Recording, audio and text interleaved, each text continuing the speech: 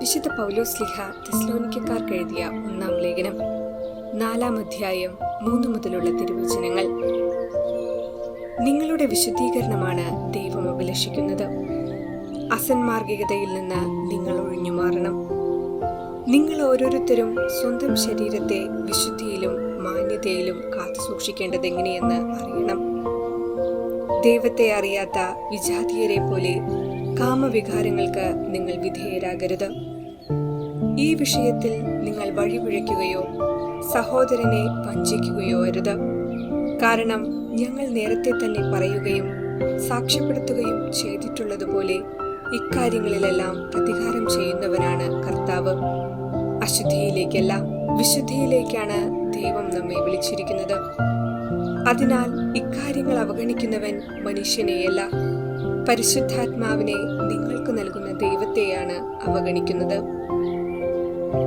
ഓർമ്മിക്കുക, ഇന്ന് നമ്മുടെ അമ്മയായ പരിശുദ്ധ മറിയത്തിന്റെ രാജകീയ പദവിയുടെ ഓർമ്മ ആഘോഷിക്കുമ്പോൾ നമുക്ക് ആ അമ്മയുടെ രാജ്ഞിപദത്തെക്കുറിച്ച് ഒന്ന് ചിന്തിക്കാം.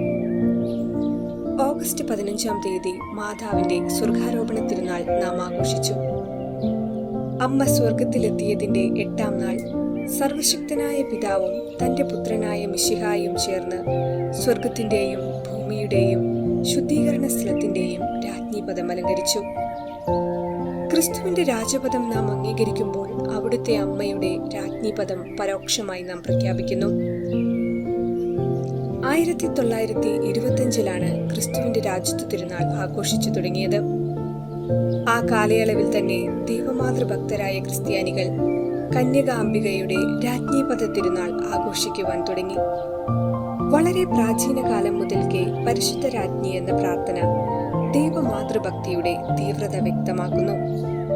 അഖില ലോക രാജാവിനെ പ്രസവിച്ച കന്യകാംബിക എന്ന് സംബോധന ചെയ്യുമ്പോൾ രാജാതിരാജന്റെ മാതൃസ്ഥാനത്തേക്ക് മറിയത്തെ ഉയർത്തിയിട്ടുള്ളതുകൊണ്ട് തിരുസഭ അവളെ രാജ്ഞി എന്ന മഹനീയ നാമം നൽകി ബഹുമാനിച്ചിരിക്കുന്നു. 9-ാം പിയൂസ് മാർപ്പാപ്പ പറയുന്നു, ത്രിലോക രാജ്ഞിയായും വിശുദ്ധരുടെയും മാലാഖമാരുടെയും സ്വർഗീയ വൃന്ദങ്ങളുടെയും ഉപരിയായും മറിയത്തെ കർത്താവ് നിശ്ചയിച്ചിരിക്കുന്നതുകൊണ്ട് തിരുസഭ അവളോട് അപേക്ഷിക്കുന്നു. അവർ ആവശ്യപ്പെടുന്നവ ലഭിക്കുന്നു. 12-ാം പിയൂസ് മാർപ്പാപ്പ പറയുന്നു, ഈ തിരുനാൾ ദിവസം കന്യകാമറിയത്തിന്റെ വിമല ഹൃദയത്തോടുള്ള മനുഷ്യവർഗത്തിന്റെ പ്രതിഷ്ഠ നവീകരിക്കാവുന്ന ദിനം കൂടിയാണ്. മതത്തിന്റെ വിജയത്തിലും ക്രിസ്തീയ സമാധാനത്തിലും നിർവൃതി അടയുന്ന ഒരു സൗഭാഗ്യയുഗം അതിലധിഷ്ഠിതമാണ്. വളരെ പാവപ്പെട്ട കുടുംബത്തിൽ പിറന്ന ഒരിടയ കന്യകയായ മറിയത്തിന് ഇത്രയേറെ ഉയരത്തിലെത്തുവാൻ സാധിച്ചത് അവൾ ദൈവഹിതത്തിനു മുൻപിൽ തലകുനിച്ചതുകൊണ്ട് മാത്രമാണ്. നമ്മുടെ ജീവിതത്തിൽ ആ അമ്മയെ ധ്യാനിക്കുവാനും ആ അമ്മയുടെ മാർഗം പിൻചെല്ലുവാനും ഇടവരട്ടെ എന്ന് പ്രാർത്ഥിക്കാം.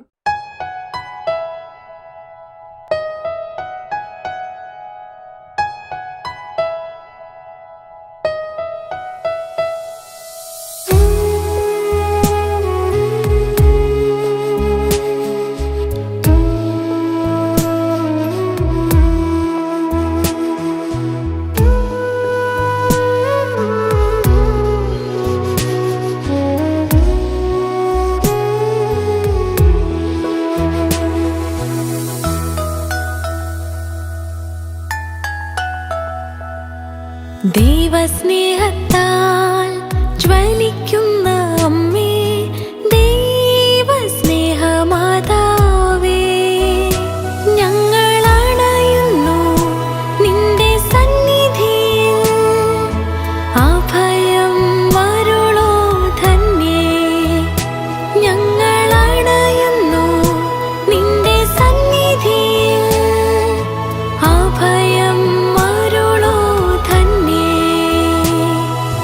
ദൈവസ്നേഹത്താൽ ജ്വലിക്കുന്ന അമ്മേ, ദൈവസ്നേഹമാതാവേ.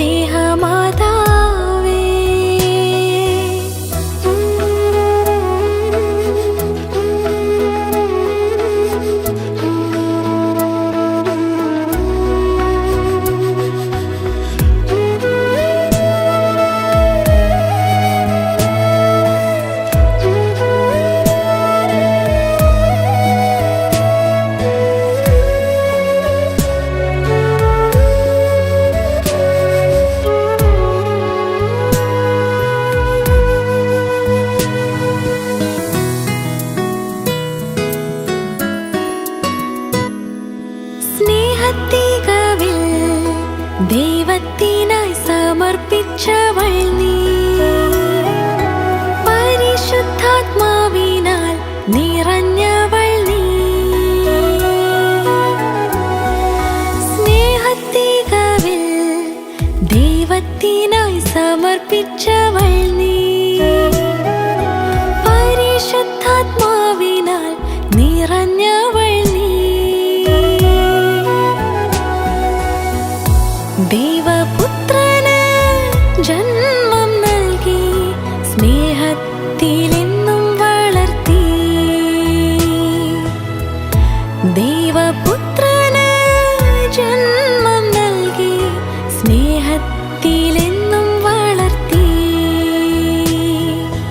ദൈവസ്നേഹത്താൽ ജ്വലിക്കുന്ന അമ്മേ, ദൈവസ്നേഹമാതാവേ, ഞങ്ങളണയുന്നു നിന്റെ സന്നിധിയിൽ. അഭയം അരുളൂ ധന്യേ.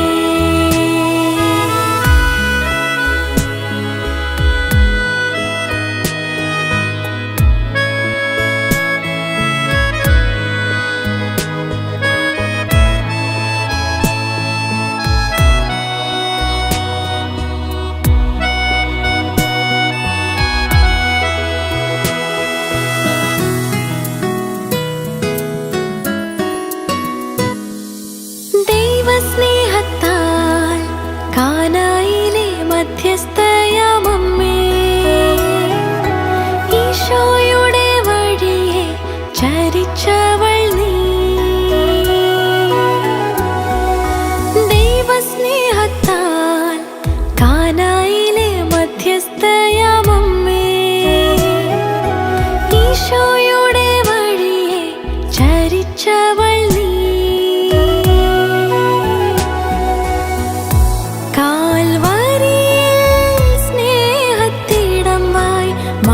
സ്നേഹമെന്നും ചൊരിഞ്ഞു. കാൽവരിയിൽ സ്നേഹത്തിടമായി മാതൃസ്നേഹമെന്നും